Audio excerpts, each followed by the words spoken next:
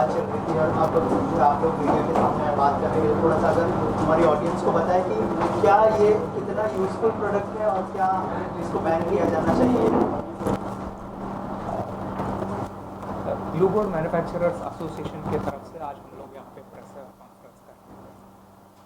Whole idea यहाँ पे glue boards which is integral part of product management and which is integral part of the pest management is very essential tool in product management. इसके इतना अच्छा effective और environmental friendly tool rodent management में और दूसरा कोई नहीं। And there are no substitutes, effective substitutes available for the glue boards. So therefore, any effort to ban or even create the confusion about the ban of glue boards is very much undesirable and should be avoided. So the whole idea of this today's press conference is basically to address the facts और इसका बाकी के aspects जो है क्यों essential है glue boards entire pest management में, ये हम लोगों ने यहाँ पे हाईलाइट किया है। और इसके अलावा दूसरा कोई भी इफेक्टिव टूल नहीं है फॉर द रोडेंट मैनेजमेंट। और हम सब लोग जानते हैं कि रोडेंट्स कितना खतरनाक है, कितना damages they can cause. Today India is aspiring to become pharmacy of the world. अगर हम लोग ऐसे टूल्स को निकाल देते हैं, बैन करते हैं, तो हमारा एस्पिरेशंस का क्या होगा? क्योंकि only glue boards are allowed to be used in the pharmaceutical industry or the food processing or the food industries. Without that, you can't actually get the premises audited, passed for the audits, quality as well as the safety audits. So therefore, हमारा पूरा यही glue board manufacturers association का सभी लोगों के लिए, consumers के लिए, पेस्ट कंट्रोल कंपनीज के लिए और ओवरऑल इंडस्ट्रीज़ के लिए ग्लू बोर्ड्स का कंटिन्यू होना बहुत ही आवश्यक है, बहुत ही इम्पोर्टेंट है। हम लोग अपील कर रहे हैं सभी अथॉरिटीज़ को, जो भी कन्फ्यूजन क्रिएट हुआ है उनके सर्कुलर्स की वजह से हो या बाकी एफर्ट्स की वजह से हो, उसको हम तुरंत क्लैरिटी देना चाहिए, तुरंत उसको बंद कर देना चाहिए, ये सभी लाइस को बंद कर देना चाहिए और सर्कुलर्स को विथड्रॉ करके ग्लू बोर्ड्स को अच्छे तरह से यूज़ करने के लिए देना चाहिए। यही इंडिया का इकोनॉमी के इंटरेस्ट में भी है, यही इंडिया का कंज्यूमर्स का इंटरेस्ट में भी है। सर कितना सेफ है ये, अगर इस बारे में भी आप लोग अगर कुछ शेयर करना चाहें? ये इस तरह से सेफ है कि अभी एक दूसरा जो प्रिमिटिव मेथड से अपन चूहे का खात्मा करना चाहते हैं, वो चूहा का समझो कुछ ऐसा प्रोडक्ट आते हैं कि पॉइजन वगैरह है जो खा के चूहा जाके कहाँ मरेगा पता नहीं चलता है। Literally you have to search, पता ही नहीं चलेगा। और इतनी बास आती है कि पब्लिक को बैठना आज बहुत डिफ़िकल्ट हो रहा है। उसमें जो फ्लियाज निकलते हैं जहाँ पे डेंजरस है। इसके सामने, ये आपकी आंखों के सामने है, आप इसको उठा के डिस्पोज कर दीजिए, या तो उसका ऑयल लगा के, जैसे बताया गया, ऑयल लगा के आप उसको डिस्पोज कर दो तो वो निकल जाएगा। और दूसरी जगह पे ये क्या होता है कि अभी रेलवेज़ वगैरह में है, एसी का पूरा डब्बा है, एसी के डक्ट के अंदर अगर चूहा पेंट्री में से लेके कुछ आता है और वहाँ पे अगर वो मर जाता है, तो वो डब्बा आप कैसे यूज़ करोगे? उस डब्बे में पैसेंजर्स की क्या हालत होगी?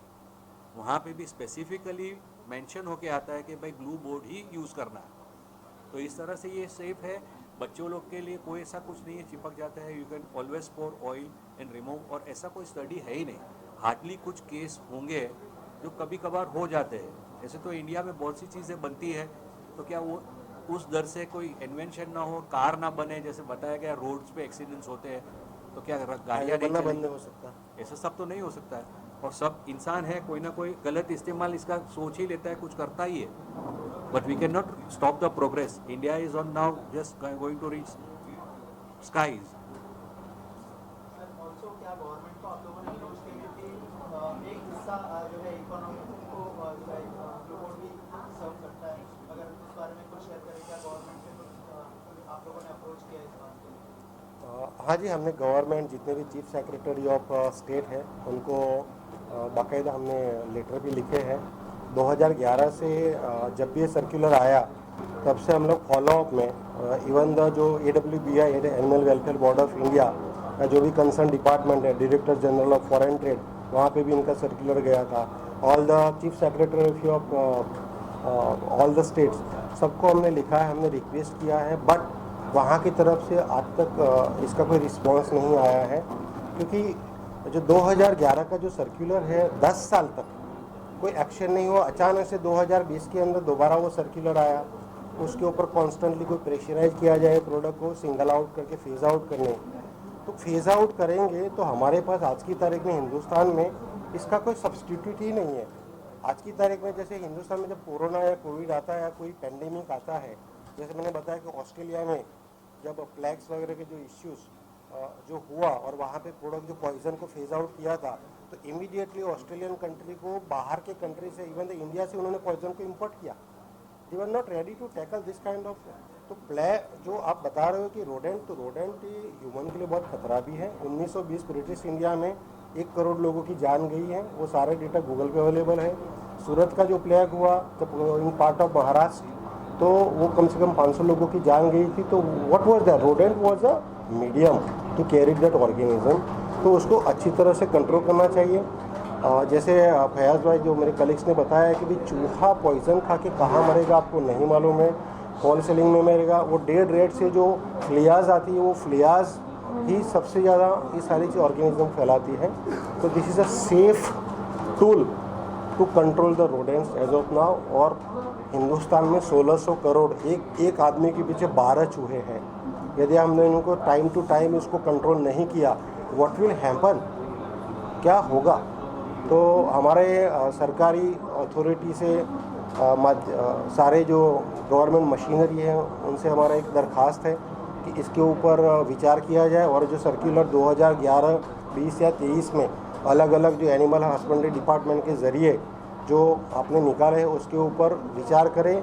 और सरकारी जो संशोधन है, research and analysis like NIPHM जो national institute of plant health जो हैदराबाद में है, CFTRI centre of food research technology institute that is based in Mysore, वो सारी संस्थाओं का इसमें ओपिनियन लिया जाए, उस पर संशोधन किया जाए। फार्मास्यूटिकल जो इंडस्ट्रीज़ है उनका ओपिनियन लिया जाए। और एक हिका करके एसोसिएशन है, होम इंसेक्ट कंट्रोल एसोसिएशन, जिनके मेंबर है गोदरेज,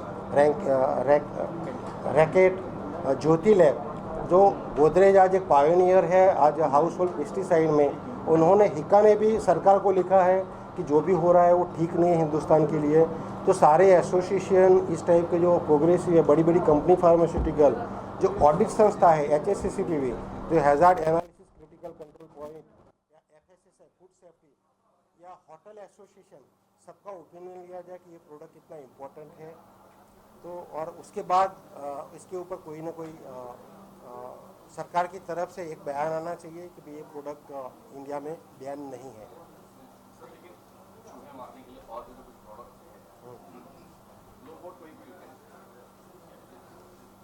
ये जस्ट अभी हम लोगों ने जैसा प्रेजेंटेशन में हाईलाइट किया, जो अवेलेबल अलग तरीके हैं, कोई भी एक रोडेंट कंट्रोल के लिए इफेक्टिवनेस रहना चाहिए। प्रोडक्ट जो भी हम यूज़ करें वो हर सिचुएशन में काम करने को आना चाहिए। दूसरा, अफोर्डेबल रहना चाहिए।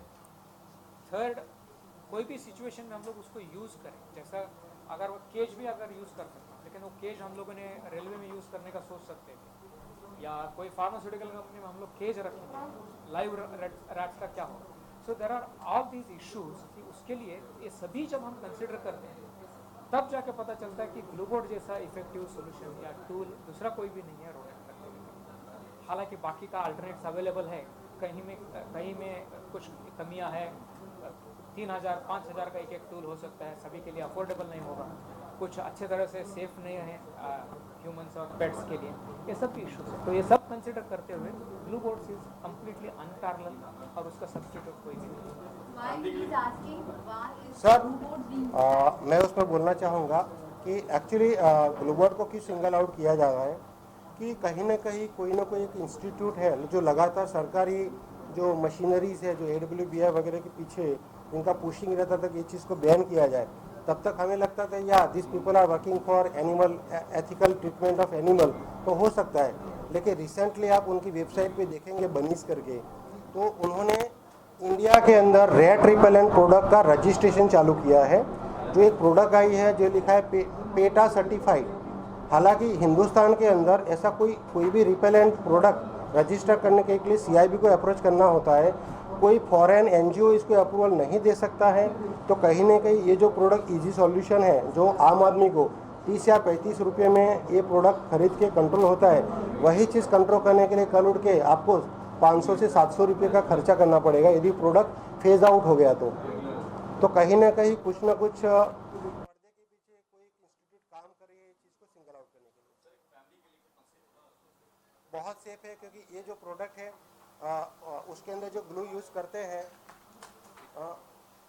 ये सिर्फ और सिर्फ इसकी मात्रा 15 ग्राम है, इसमें कोई पॉइजन नहीं है, इसमें कोई पॉइजन नहीं है। आप इसको टच करके करो कुछ नहीं होगा, इसमें कोई पॉइजन नहीं है सर। ओके, यदि आपका कोई हाथ भी चिपक जाता, आप वेजिटेबल ऑयल डालेंगे तो तुरंत निकल जाएगा। ज़्यादा से ज़्यादा ये ऑब्जेक्ट 750 ग्राम से वजन से ज़्यादा कोई भी क्रिएचर को ये होल्ड नहीं कर सकता। और यदि होल्ड भी किया है तो you have to pour vegetable oil या पानी डाल दो तो आराम से आप निकल जाएगा वो, इसका कोई ऐसा नहीं है। ऑलरेडी 20-25 साल से तो ये वेरी मच सेफ है। कोशिश बच्चों के लिए थोड़ा हानिकारक है ये, बच्चों को उससे बचाना। मैंने इसीलिए ये चीज़ को टच करके खाने की कोशिश की। नहीं सही अफवाह है क्योंकि मैं क्वालिफाइड एंटोमोलॉजिस्ट हूँ, मेरी खुद की पेस्टिसाइड मैन्युफैक्चरिंग की फैक्ट्री है। ओके, और हम भी एक हिंदुस्तानी हैं, मेरा भी एक परिवार है, तो मैं ऐसी कोई भी प्रोडक्ट क्यों प्रमोट करना चाहूँगा जो बच्चों के लिए या ह्यूमन बीइंग के लिए या पेट एनिमल्स के लिए खतरा रूप हो।